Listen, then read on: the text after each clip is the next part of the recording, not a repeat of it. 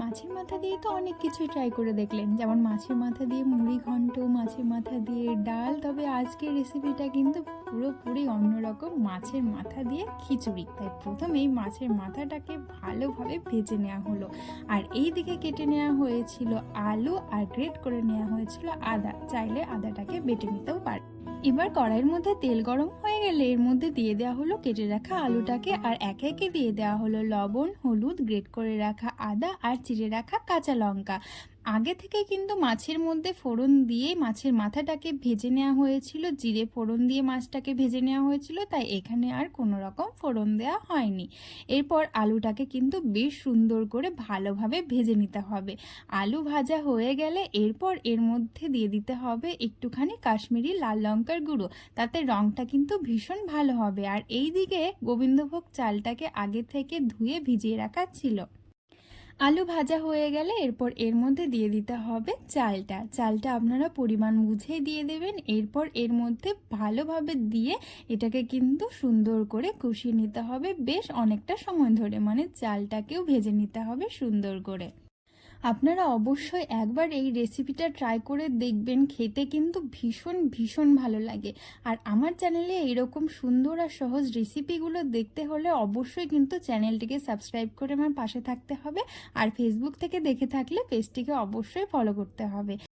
এবার এর মধ্যে দিয়ে দিতে হবে পরিমাণ মতো জলটা। তবে এই খিচুড়িতে কিন্তু একদমই ডাল যাবে না, আলু চাল দিয়েই কিন্তু দারুণ স্বাদের হয়ে যাবে এক ঝটকায় খিচুড়ি। এইদিকে কিন্তু বেশ সুন্দরভাবে এবার জলটা ফুটছে, জলের পরিমাণটা বুঝে দিতে হবে, কারণ এটা কিন্তু একদম শুকনো শুকনো মাখা মাখা হবে।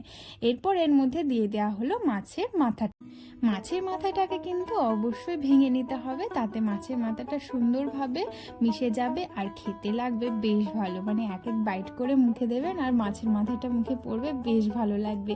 এবার কিন্তু জলটা প্রায় আস্তে আস্তে শুকিয়ে আসছে, ভালোভাবে এবার নাড়াচাড়া করে সমস্ত কিছুকে মিশিয়ে নিয়ে আস্তে আস্তে এটাকে কিন্তু হতে দিতে হবে।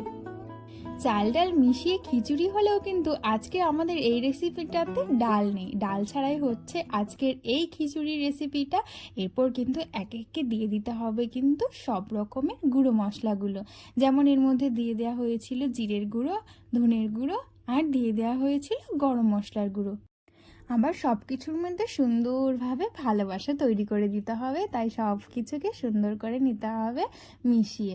ব্যাস, আমাদের রান্না কিন্তু একেবারে তৈরি, আর ছটপটও হয়ে গেল, বেশ সুন্দর, আর খেতেও লাগবে একদমই অন্যরকম। তাই অবশ্যই একদিন রেসিপিটা ট্রাই করুন, আর আমাকে কমেন্ট করে জানান যে রেসিপিটা আপনাদের কেমন লাগলো। আমি খেয়ে দেখেছি, কথা দিতে পারছি এটা খেয়ে আপনাদের সকলের ভীষণ ভালো লাগবে। বাড়িতে গেস্ট আসলে আপনারা কিন্তু এই রেসিপিটা করে একদিন খাওয়াতেই পারেন। সবাই কিন্তু আপনার কাছ থেকে রেসিপিটা অবশ্যই জানতে চাইবে, আর রেসিপিটা জানতে চাইলে আপনারা কিন্তু আমার চ্যানেলটিকে ওদের সঙ্গে শেয়ার করে নেবেন বা রেসিপিটাকে শেয়ার করে নেবেন, তাহলে কিন্তু ওরাও শিখে যাবে। তাহলে আজকের ভিডিওটা এই পর্যন্তই রাখছি, আরও নতুন সুন্দর ভিডিওর সঙ্গে খুব তাড়াতাড়ি আপনাদের সঙ্গে দেখা হচ্ছে। সকলেই ভালো থাকবেন, টাটা।